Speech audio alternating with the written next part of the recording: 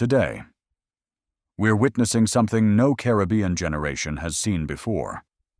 On December 25th, Christmas morning, the Prime Minister of Jamaica stood before a packed national arena in Kingston and declared that Jamaica was leaving the British Commonwealth for good, not for reform, not for better terms, but for freedom. This wasn't just a policy shift. It was a clean break from 400 years of colonial ties. And what came next stunned the world. Jamaica didn't just walk away quietly. They issued a 72-hour ultimatum to King Charles, demanding an apology for slavery, full reparations, and the return of stolen cultural treasures. And if Britain refused, they warned, the entire African continent would unite economically against them. Standing behind this historic move was a name our audience is starting to hear more often: Ibrahim Traoré, interim president of Burkina Faso, a soldier, not a diplomat. But over the past 18 months, he has done what no African leader has managed to do since independence. He persuaded a sovereign Caribbean nation to join Africa, not symbolically, not just in trade, but in citizenship, identity, and shared destiny. For 4.3 million Jamaicans, the meaning of freedom just changed forever.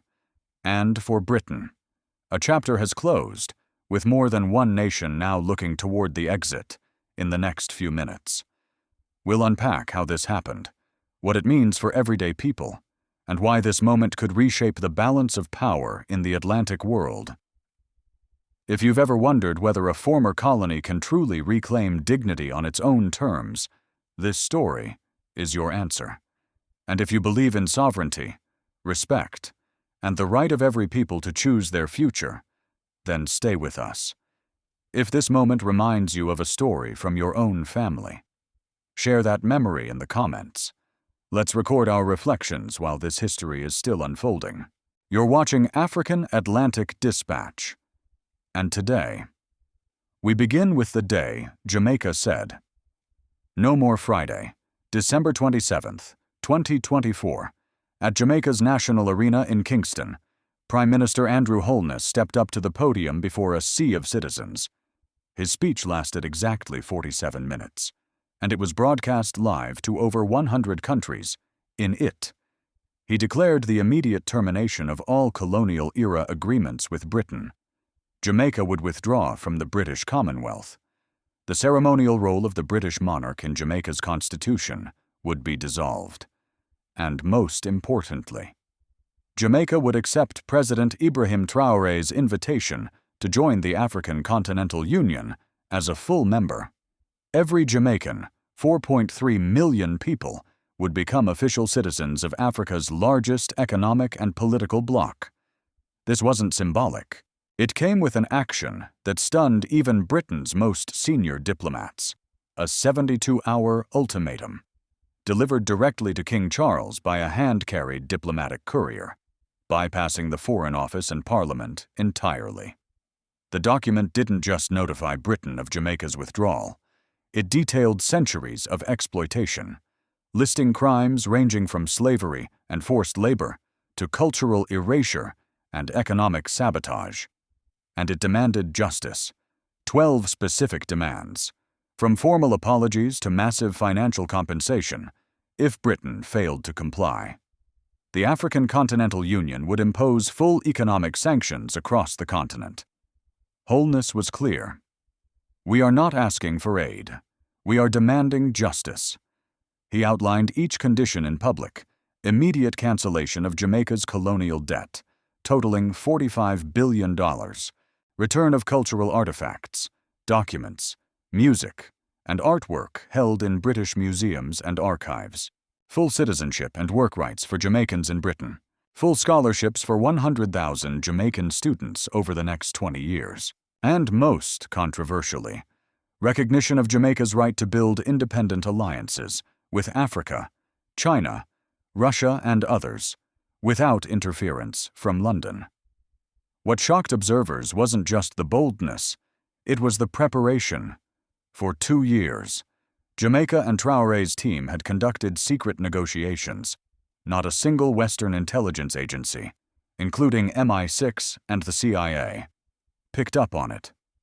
Communications were encrypted using Chinese and Russian satellite infrastructure. Meetings were held in neutral territories across the Middle East, South America, and Africa. Even British-aligned officials within Jamaica were kept in the dark until the final moment. And then, at exactly 11:30 a.m. on Christmas Day, in the same arena where the ultimatum was first declared, wholeness returned to the stage, with African drums and Jamaican reggae echoing together. He made the announcement. Jamaica had become the 36th full member of the African Continental Union. The crowd erupted. Thousands flooded the streets. Elderly citizens wept. Young people danced. Church bells rang across the island. Schools played the Declaration live as part of Christmas morning ceremonies. It wasn't just policy. It was personal. It was national. It was spiritual. Jamaica officially renamed December 25th as Rebirth Day, the moment 4.3 million people stepped out of colonial shadows and into continental partnership. When you hear these dates and numbers, what does safety mean to you, for your children, your grandchildren, or your community? But what made this decision possible? Who made Jamaica believe it was strong enough to leave Britain behind? And why was Africa, led by Ibrahim Traoré, the answer? The mastermind behind this unprecedented shift was not a Jamaican. He was a 36-year-old military leader from landlocked Burkina Faso, President Ibrahim Traoré. But what he achieved in the Caribbean has stunned policymakers across Europe and the Americas.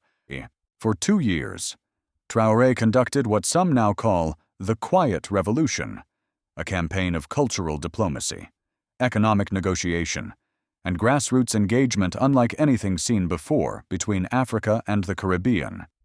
Instead of flying in for state dinners or summits, Traoré visited Jamaica 6 times over 18 months, most of them in secret. He didn't spend his time in embassies or luxury hotels. He visited churches in Spanish Town. He walked through downtown Kingston. He sat with fishermen in Portmore and listened to market vendors in Montego Bay. He didn't ask Jamaicans to abandon their culture or identity. Instead, he said, "You are already part of us. Let's write the next chapter together."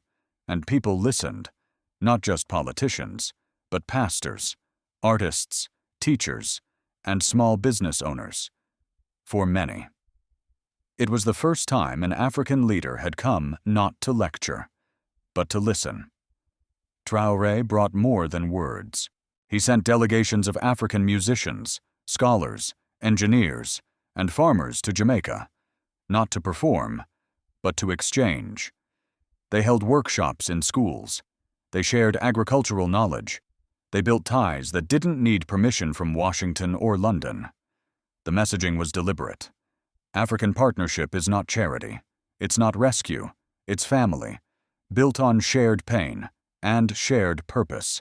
Jamaica, once told its only path was through European aid or American tourism, began to see another way.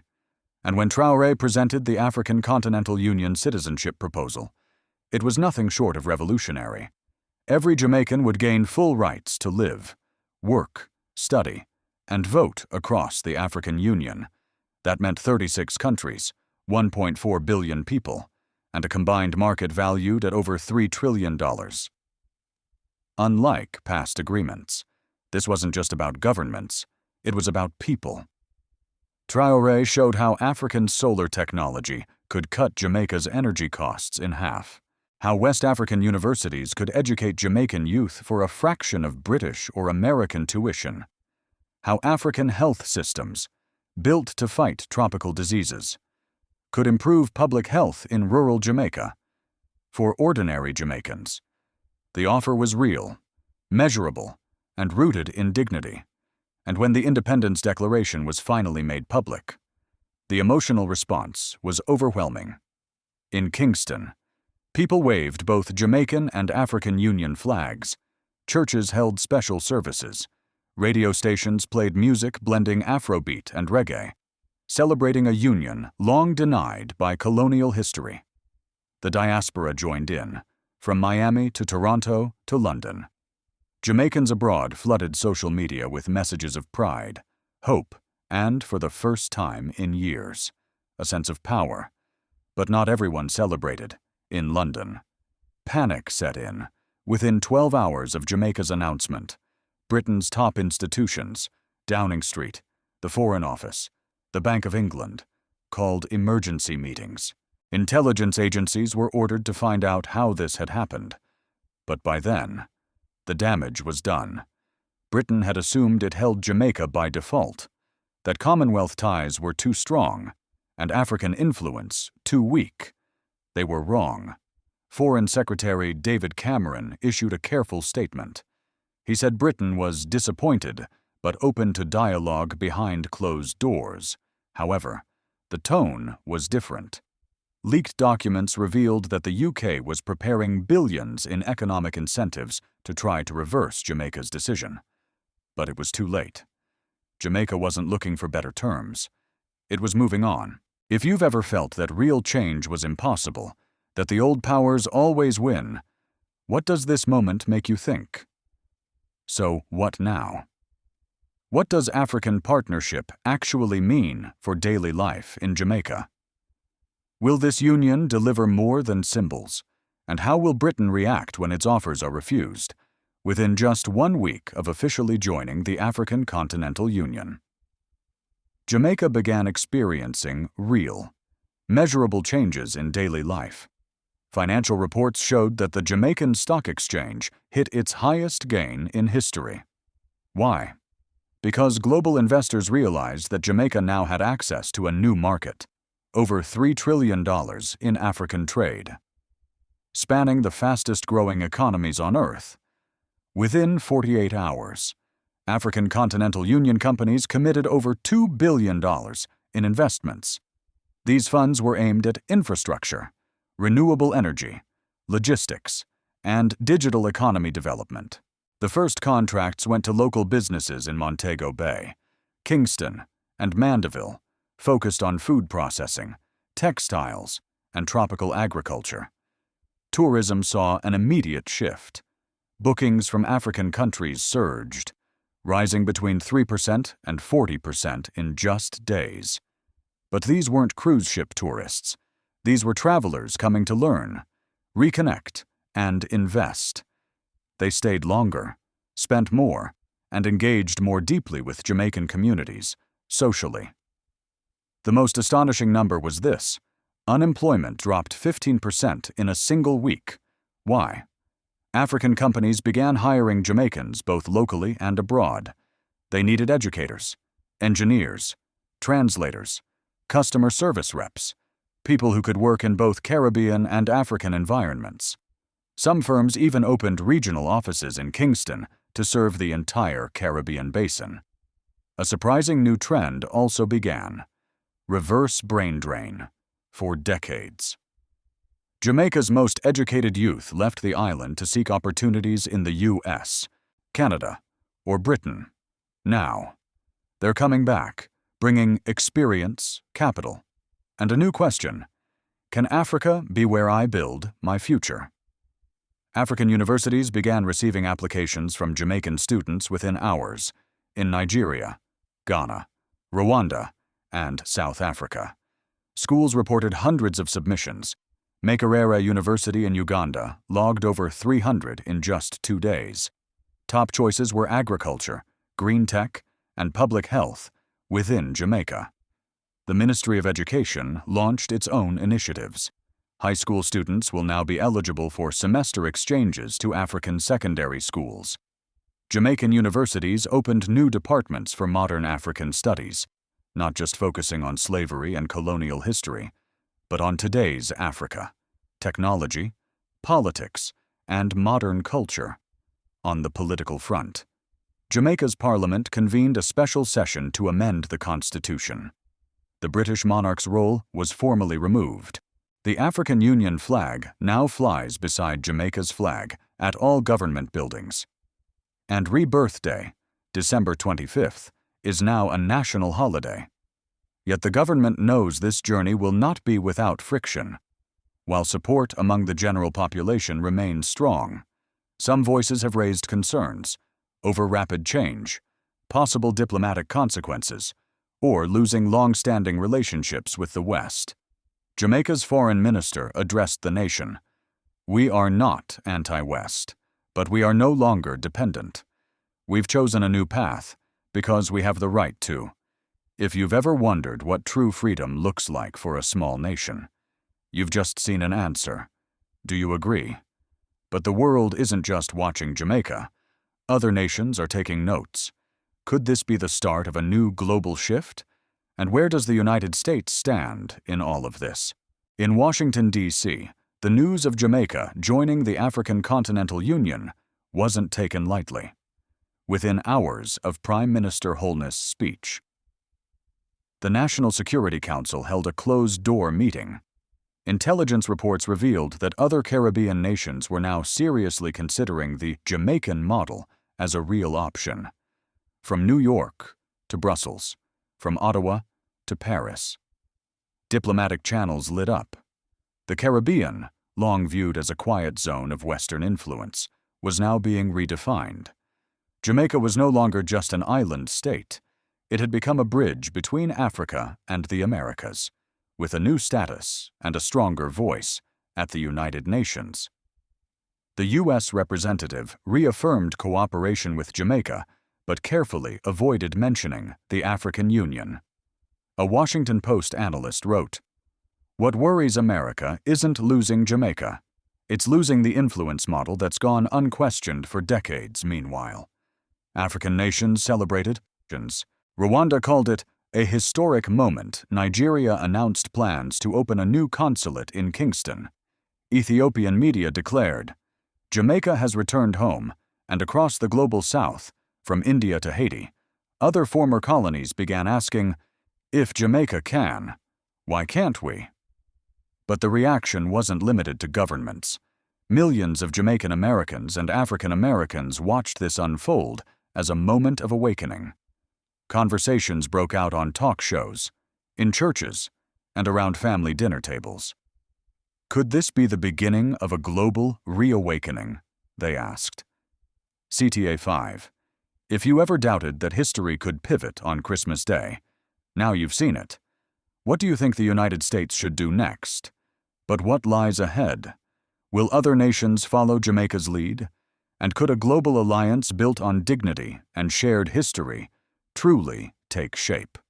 On December 25th, Christmas Day, as much of the world celebrated with family and faith, 3 million Jamaicans took a historic step away from a colonial past and toward a continental future. They became the first Caribbean people to reclaim African citizenship in modern history. And in doing so, they challenged centuries of silence, inequality, and imperial comfort. But this story isn't just about Jamaica. It's about what happens when dignity replaces dependency, when cultural pride overcomes fear, and when a small nation stands tall, not because of its size, but because of its conviction. This is a warning to those who still believe control is permanent. The model of empire, soft or hard, is crumbling. What happened in Kingston will echo in Barbados, in Grenada, in Trinidad, in Haiti, and beyond. Other nations are watching. Others are preparing. And so, the question is no longer if, but when will the next country choose dignity over debt? Prime Minister Holness said it best. This is not just a realignment of trade. This is a reawakening of soul. And for those who have long waited for a global shift, this may be the start, but it will not be easy. There will be retaliation, economic pressure, diplomatic isolation, attempts to divide and discourage. That is why what comes next depends not only on governments, but on people. CTA 6. If you believe this story matters, share it. If it reminded you of family, history, or struggle, talk about it. If you're praying for peace in the Sahel, say a name. And if you're watching from the diaspora, write down one thing you feel now, and one thing you still wonder. Jamaica's decision to join Ibrahim Traoré's Africa isn't the end of a chapter. It's the beginning of a continent-to-continent awakening. And whether this grows into a movement or fades into memory depends on us. So we ask you, is Ibrahim Traoré a protector or a gamble? Only time will tell. But one thing is clear. After Christmas 2024, the colonial world will never look the same again. This is Ibrahim Traoré Clashes. Until next time, keep listening, because the revolution may already be at your doorstep.